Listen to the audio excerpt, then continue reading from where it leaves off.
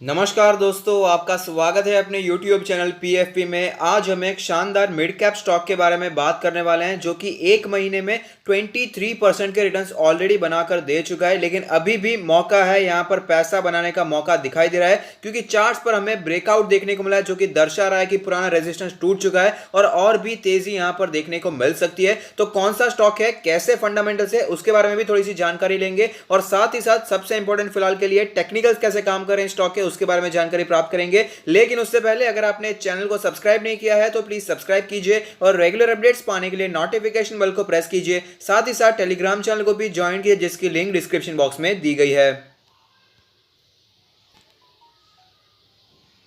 जिस स्टॉक के बारे में हम बात करने वाले हैं वो है फेडरल बैंक लिमिटेड, एक मिड कैप कंपनी जिसका मार्केट कैप 12,000 करोड़ के आसपास का है। लास्ट ट्रेडेड प्राइस है 65 रुपीज, जो कि आज 4.5% ऊपर दिखाई दिया। अगर बात करें इसके रिटर्न्स के प्रोफाइल के बारे में तो 1 वीक में 6.5% के पॉजिटिव रिटर्न्स देखने को मिले हैं। 1 मंथ के बारे में बात करें तो 23% के पॉजिटिव रिटर्न देखने को मिलते हैं। 1 ईयर के बारे में बात करें तो अभी भी अच्छे खासे करेक्शन भी अवेलेबल है, अभी भी मौका है। 28% के नेगेटिव रिटर्न फिलहाल यहाँ पर हमें दिखाई देते हैं। लॉन्ग टर्म 5 इयर्स के बारे में बात करें तो भी ज्यादा पॉजिटिव रिटर्न्स देखने को नहीं मिलते, 6% के ही मात्र पॉजिटिव रिटर्न्स यहां पर देखने को मिल रहे हैं। की मैट्रिक्स के बारे में बात करें तो इसका वैल्यूएशन बहुत ही अट्रैक्टिव दिखाई देता है। इसका पीई रेशियो 7.9 है, जबकि सेक्टर का पीई रेशियो 26.02 दिखाई देता है। तो सेक्टर के मुकाबले पीई रेशियो काफी नीचे दिखाई दे रहा है। प्राइस टू बुक रेशियो के बारे में बात करें तो वो 0.83 है और आपको पता ही होगा बैंक के मामले में प्राइस टू बुक रेशियो देखना बहुत ही ज्यादा जरूरी होता है। ये अपने बुक वैल्यू के भी नीचे ट्रेड करता हुआ नजर आता है, जबकि सेक्टर का प्राइस टू बुक 2.23 है।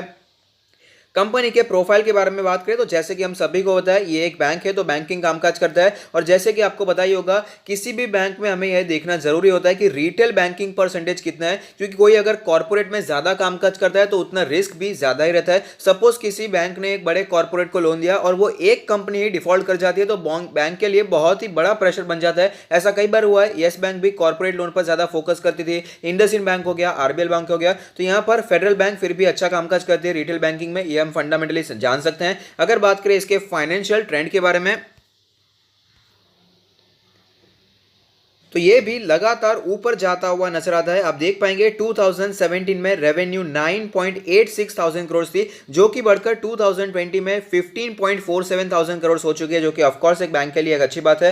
प्रॉफिट्स के बारे में बात करें तो यहां पर भी लगातार बढ़ोतरी देखने को मिल रही है। 0.86 थाउजेंड करोड़ का प्रॉफिट बढ़कर 2020 में 1.58 थाउजेंड करोड़ का हो चुका है, जो कि ऑफ कोर्स हमें एक अच्छी बात दिखाई देती है। तो अब चलते हैं चार्ट्स पर, वहां पर कैसी सिचुएशन बनी हुई है उसके बारे में भी बात कर लेते हैं।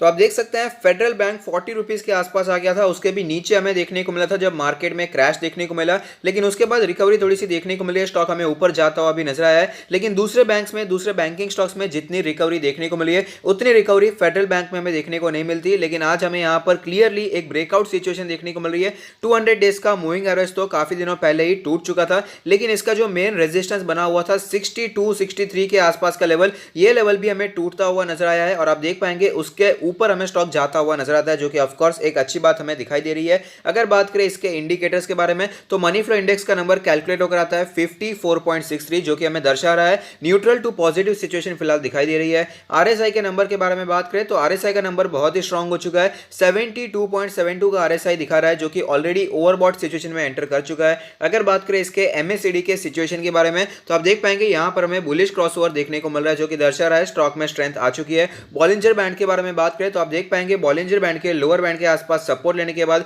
स्टॉक में अच्छी हमें तेजी दिखाई दी और फिलहाल स्टॉक अपने अपर बैंड के भी ऊपर जाता हुआ नजर आता है। अगर बात करें इसके पिवट पॉइंट्स के बारे में तो पिवट लेवल का जो रेजिस्टेंस हमें दिखाई देता है, पहला रेजिस्टेंस बहुत ही नजदीक दिखाई दे रहा है, 67.5 के आसपास का पहला रेजिस्टेंस है। पिवट लेवल 58.78 है और पहला पिवट सपोर्ट हमें 54 के आसपास दिखाई दे रहा है। अब चलते हैं इसके ऑल टाइम चार्ट पर, जहां पर एक कैंडल 1 मंथ को रिप्रेजेंट करता है, जिससे हमें पता चलेगा कि कैसी मूवमेंट स्टॉक ने बना कर दी है। तो आप देख पाएंगे ओवरऑल ग्रोथ वाला स्टॉक दिखाई देता है, लेकिन कई बार बीच में इसे प्रॉब्लम्स फेस करनी पड़ती है और वापस स्टॉक में डीप करेक्शन यहां पर हमें देखने को मिल जाता है। 2008 में तो यहां पर पूरा का पूरा मार्केट क्रैश हुआ था, लेकिन उसके बाद भी कई बार बार स्टॉक में हमें डीप करेक्शन देखने को मिले, जिसके बाद वापस कंपनी कोशिश करती है और कमबैक भी हमें यहाँ पर देखने को मिलता है। तो लॉन्ग टर्म के लिए भी बुरा स्टॉक नहीं है। हमने कई बार पहले भी डिस्कस किया है कि बैंकिंग में सबसे पहले एचडीएफसी बैंक है, कोटक बैंक है, आईसीआईसीआई बैंक है, एक्सिस बैंक है, लेकिन किसी को अगर छोटी बैंकों में निवेश करना पसंद है, थोड़ा सा रिस्क लेना पसंद है, तो उनके लिए फेडरल बैंक बहुत ही अच्छी चॉइस है, बंधन बैंक बहुत ही अच्छी चॉइस है। तो यहाँ पर फंडामेंटली तो हमने पहले भी इसमें कई बार पोजीशन बनाई है, लेकिन फिलहाल जो पोजीशन बनाने वाले हैं वो प्योरली टेक्निकल बेसिस पे हम बनाने वाले हैं, क्योंकि यहाँ पर हमें ब्रेकआउट की सिचुएशन देखने को मिली है। और हमने don't miss best stocks to buy now के वीडियो में भी इसे डिस्कस किया था, हमने पहले इसे खरीद कर रखा है, लेकिन अभी भी मौका निकला नहीं है। यहाँ पर आप बाय कर सकते हैं और हमें 70, 75, 80 के टारगेट्स हमें दिखाई दे सकते हैं, क्योंकि बैंकिंग सेक्टर ऑलरेडी काफी ऊपर निकल चुका है। अगर आपको याद होगा तो पहले रिलायंस ऊपर जा रहा था, आईटी ऊपर जा रहा था, फार्मा स्टॉक्स ऊपर जा रहे थे, और उसके बलबूते पर हमें यहाँ पर निफ्टी 50 ऊपर जाता हुआ नजर आ रहा था। और बैंकिंग स्टॉक्स बीएफएसआई सेक्टर अभी भी लैग कर रहा था। बजाज फाइनेंस हो गया, बजाज फिंसर्व हो गया, कोई भी बैंकिंग स्टॉक्स हो गए, ज्यादा रिकवरी उन स्टॉक्स में हमें देखने को नहीं मिली। लेकिन जब आईटी स्टॉक्स बहुत ही ऊपर निकल गए थे, उसके बाद यहाँ पर ऑपरेटर का मूड शिफ्ट हो गया था और बीएफएसआई सेक्टर पर स्पेशली बैंक निफ्टी पर बहुत ही फोकस बढ़ गया था और बैंकिंग स्टॉक्स में भारी तेजी पिछले कुछ ही हफ्तों में हमें देखने को मिली और सारे स्टॉक्स बहुत ही भागते हुए भी नजर आए थे। लेकिन अगर बात करें फेडरल बैंक के बारे में, तो आप देख पाएंगे इतनी ज्यादा अच्छी रिकवरी यहाँ पर अभी भी देखने को नहीं मिली है।